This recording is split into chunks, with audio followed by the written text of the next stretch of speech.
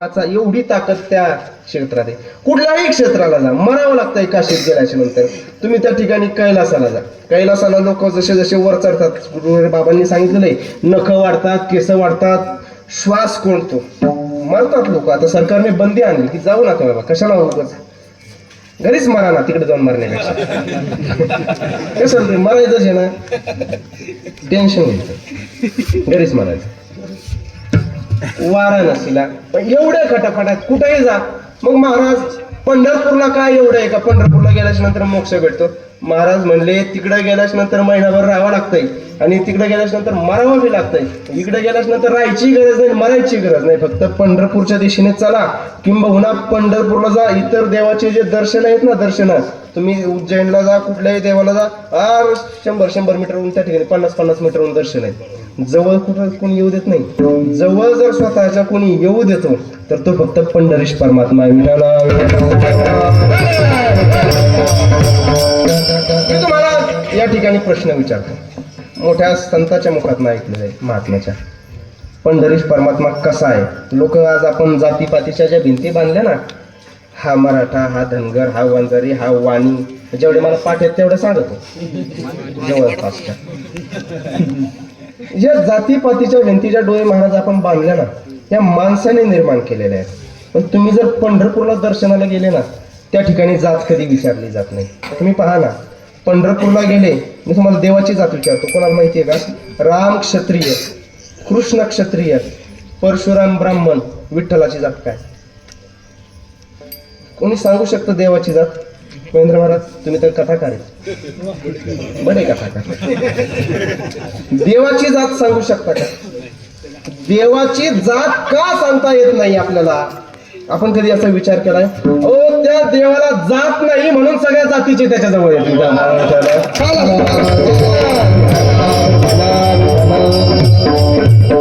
त्याला स्वतःला जात नाही म्हणून त्याने सगळ्या जातीचे जवळ केले. ज्ञानोबरायांनी काय दुसरं केलं? ज्ञानोबरायांनी ज्या वेळेस त्या ठिकाणी स्वतःच्या जवळ आले, विचार केला नाही कोण आलंय, कुठून आलंय, कसं आलंय. यार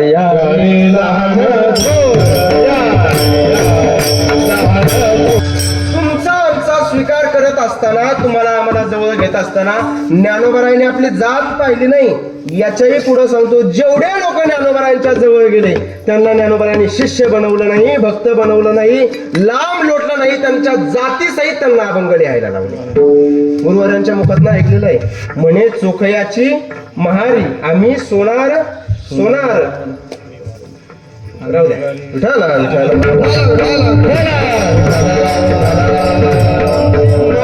जात शेत लावू बागायत. जेवढ्या संत जवळ आले, स्वतःच्या जातीनिशी त्यांना अभंग लिहायला लावले. जातीनिशी अभंग फक्त लिहायला लावले नाही, हे ज्ञानोबरायांनी त्या ठिकाणी त्यांच्या ज्ञानेश्वरी सुद्धा सांगितलंय, माणसाने स्वतःच्या जातीचा अभिमान सांडू नये, अभिमान न सांडी स्वजातीचा. स्वजात म्हणजे ही स्वजात म्हणजे आपण ज्या जातीत जन्माला आलो ती जात नाही धरायची. मनुष्यत्व ही जात, मनुष्यत्व जातीत तुम्ही माणूस म्हणून जन्माला आले, माणूस म्हणून जगा आणि माणसासारखे वागा.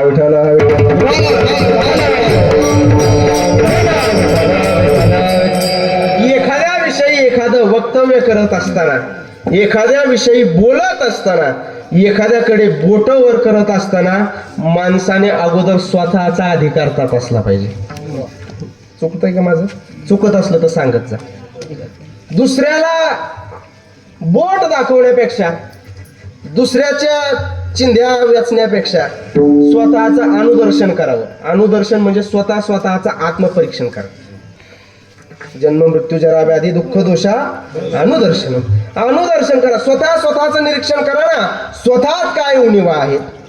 त्याला भेटलं म्हणून मला भेटलं नाही म्हणून कुठं कळत बसत असत. भगवान बाबांचा एक शब्द सांगतो गुरुजी तुम्हाला, भीमसे बाबांचं एक कीर्तन आहे, तुम्ही सगळ्यांनी ऐकलं असेल. भगवान बाबांच्या सोबत भीमसे बाबांच्या मुखातले शब्द आहेत. भीमसे आपले जे सप्ताह असायचे ना गडाचे, आता जसे माऊली आहेत, त्या पद्धतीने भगवान बाबांच्या सोबत बाबूलाला पाडळीकर नावाचे भगवान गडाचे विणेकरी होते. बरोबर ना गुरुजी? बाबूलाला पाडळीकर. मग दिंडी झाल्याच्या नंतर, सप्ताह झाल्याच्या नंतर आपल्याकडे एक परंपरा आहे. बाबांनी सांगितलंय जी लोक घरादाराचा त्याग करून दिंडीला येतात, सप्त्याला येतात, वारकरीवर का, त्या वारकऱ्यांना एक सन्मान म्हणून फेटा, एक प्रतिनिधी म्हणून फेटा बांधण्यात येतो. एकाला 5 वादक आले तर 5 मध्ये एक प्रतिनिधी म्हणून त्याला फेटा, 100 गायक आले तर एकाला प्रतिनिधी, लाला प्रतिनिधी असायचे म्हणून लालाला नाना फेटा बांधला भगवान बाबांनी. बाकीचे गायक वादक कुठायचे, मग त्यालाच कमून बांधित आहेत. आम्ही काकड्यात नसतो का, मी अभंग म्हणत नाही का, झाला कमी जास्त स्वर मग काय लगेच आमचा अपमान करायचा का. बर त्या लालाच लय शान आहे का, कोण म्हणायचे, बाकीचे भगवान बाबाच्या वेळेसचे म्हणायचे. हे भीमसिंह बाबाचे शब्द आहेत बरं का. भीमसिंह बाबांच्या कीर्तन आहे युट्यूबला, मी त्यातनं ऐकले. मी काय असं काही बी गोळा नाही करीत कुणाचं, उगा आणलं वाटाने गोळा करून तुमच्या पुढे मांडलं. जे माझ्या फायद्याचं आहे तेच घेतो मी, विनाकारण निवडून ते माऊलीची सवय, त्याच्यामुळे कसं आहे गुणदोष लागत असतात. आता हे गुण आहेत निवडायचे, दोष सांगायला गेले तर आणखीन एक कीर्तन होईल. विठाला भाषा सोडून द्या, विनोदाचे शब्द आहे ते. बाबा म्हणायचे अरे मग आपण काय करायचं, म्हणले लालाला फेटा बांधला ना बाबांनी, आपण उद्याच्या कीर्तनाला उभाच राहायचं नाही. बघू म्हणले कसा म्हणतोय, आपण कोणीच नाही, सरकारच पाडू म्हणले. म्हणजे सरकार पाडायची प्रथा आत्ताचीच नाही, लालापासून चालत आलेले. ही परंपरा हे आजीचे नव्हे, हे फार पूर्वजन्मीच या जन्मात. आम्ही कीर्तनात उभा राहणार नाही म्हणले, नाही राहत उभा. बाबा म्हणले अरे लालाला फेटा बांधल्याच्या नंतर आपल्याला समाधान व्हावं याच्यासाठी खानदानी अंतःकरण लागतं. या ठिकाणी आपला गुरुबंधू उभा राहून कीर्तन करतोय आणि त्याचं कीर्तन ऐकून आपल्याला समाधान वाटावं, त्याचं गायन ऐकून आपल्याला समाधान वाटावं, त्याचं वादन ऐकून आपल्याला समाधान वाटावं, त्याला खानदानी अंतःकरण लागतं. नाही तर तेव आजी तो चांगला, इकडे याच्या पोटात बिंबित कळली, तो चांगला चांगला म्हणतो, इकडं याला कस तरी होतं. तो कोण म्हणतो, तो कोण म्हणतो म्हणजे त्याने घासलेली आहे, तू घास ना, याला म्हणतात. बरोबर तास लागलं असं का. ज्या वेळेस श्री गुरु तुमचा अंगीकार करतात ना, श्री गुरु अंगीकार करतात ना, श्री गुरु सारिखा आस्था पाठी राहतात. गुरुने एकदा तुम्हाला स्वीकारल्याच्या नंतर, गुरुने एकदा तुमच्यावरती कृपा कटाक्ष टाकल्याच्या नंतर, या जगामध्ये किती मोठी ताकद असू द्या आणि किती मोठा माईकाला आला असू द्या, तुम्हाला त्या पदावून काढण्याची कोणातच ताकद नाही. विठाला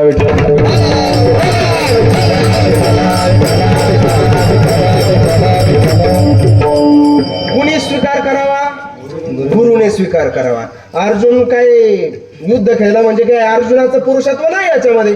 अहो ज्या वेळेस युद्धाला समोर पाहिले ना, हे भीष्म रंगानंदनू, हा द्रोण मी पार्थ द्रोणाचा केला, हे जर सगळं सांगायला बसलो ना तुम्हाला, तो अर्जुन त्याच्या हातातला धनुष्य गळून पडला. ते तर बेंबळा हात गेला गांडीवाचा, म्हणजे धनुष्याचा हातातला धनुष्य गळून पडलं. उडी घातली खाला रथवणे आणि शोकाकुल रुदून ते करीत असे. ढसा ढसाला आणले करून रडतं, तसा अर्जुन रडायला लागला.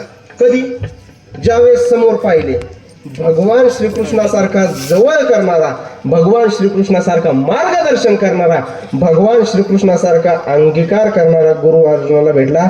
अर्जुनाने महाराज अख्खे गार केले, सगळे अख्ख्या अर्जुनाने गार केले होते बरं का. एकट्या अर्जुनाने महाभारत जे झालं ना, भीमाने मारले, पण नाव कोणाचं पुढे येतं, अर्जुनाने. कुणी, ज्ञानोबराय म्हणतात भगवान श्रीकृष्णाने जर एकदा आपल्यावरती कृपा कटाक्ष टाकले ना, श्रीकृष्ण स्वीकारी जे तया ऐसा भाग्योदय होय. विठाला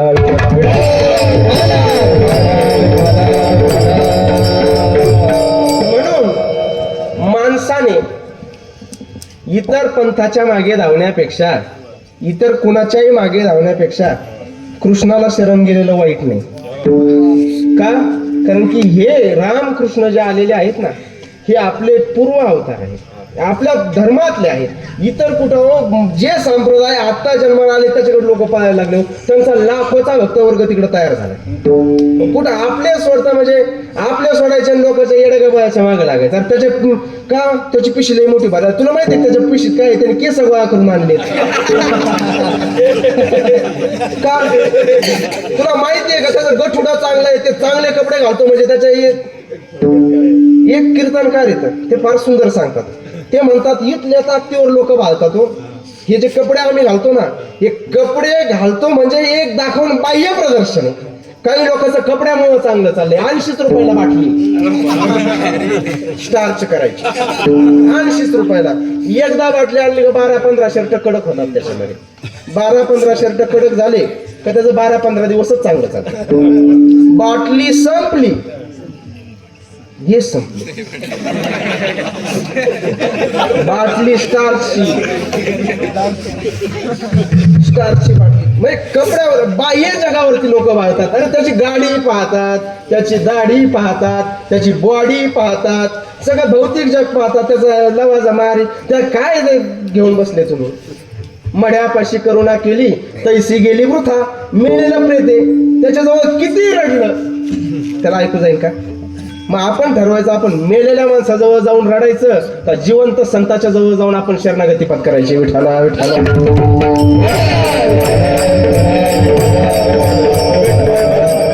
भगवान बाबांच्या सानिध्यात आलेला आहात, वारीला चाललेला. आणि एक महत्वाचं आणखीन एक तुम्हाला सांगतो, भगवान बाबाची दिंडी जी आहे ना, या दिंडीची शिस्त भंग करू नका. तुम्हाला आशीर्वाद तर लागणार नाही भगवान बाबाचं जर कसे बी हेंद्र्या उड्या मारीत चालले ना. जरा नीट चला दिंडीमध्ये. घोड्याच्या पुढे पळतात, पण या बाया घोड्याच्या पुढे पळतात, बाया घोड्याच्या पुढे पळतात, यातनं ओले घोडे घोड्याच्या पुढे पळतात. घोड्याच्या पुढे जाऊन काय भेटतं बरं? बरं किती खायला भेटतं? जे तुम्ही घोड्याच्या पुढे जाऊन खाता तेच आम्हाला मागून येऊन भेटतं. बरं तुम्हाला 4 पुढे जादा देतात तर दिंडीत आल्यामुळे आम्हाला आणखीन 4 जादा देतात. पुढे जाऊन काय भेटतं? काय घेणार तुम्ही घोड्याच्या पुढे जाऊन? काय भेटतं घोड्याच्या पुढे? काय असतं घोड्याच्या पुढे पाहायचं? अहो माऊलीच्या दिंडीतलं तुम्हाला सांगतो, कालचीच घटना आहे. कालची जेजुरीमध्ये घटना घडली. 3 महिला वारकरी भजन करत चालल्या होत्या. ते काय हुंदडतन वगैरे चालल्या नव्हत्या. व्हिडिओ आलाय, व्हिडिओ. भजन करत चालल्या होत्या, भजन करत चालल्या. ट्रकचा ताबा निसटला. ट्रकचा ताबा निसटून 3 जागेवर मेला, 4-5 त्या ठिकाणी अजून ते राहतीलच म्हणून सांगता येत नाही. या अवस्थेत ते बाकीचे. नीट चाला, पुढं पळू नका. पुढे जाऊन काही भेटत नाही. जे जास्त पुढे पळतात त्यांना पुढे गेल्याच्या नंतर मग हानी होते. कधी कधी काय होतं, पुढे जातात आणि लोक असे चॅप्टर आहेत, लोकांना माहीत झाले हे पुढे येतात, त्यांना द्यायचं नाही. पुढे येणाऱ्याला केळ वाटीत येतं आणि माग जे भांडणात चलते त्यांना सफरचंद. मग आता आपण ठरवायचं आपण आपल्याला सफरचंद घ्यायचे का विठ्ठला?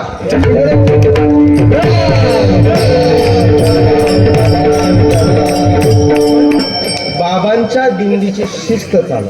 बाबांच्या दिंडीत तुम्हाला सांगतो, तुम्ही जर चालले ना, तुम्ही आम्हाला विचारित नाही, आमच्या चौकदाराला विचारित नाही. आमच्या काल महाराज बोलले चौकदाराच्या तोंडाला फेस आला.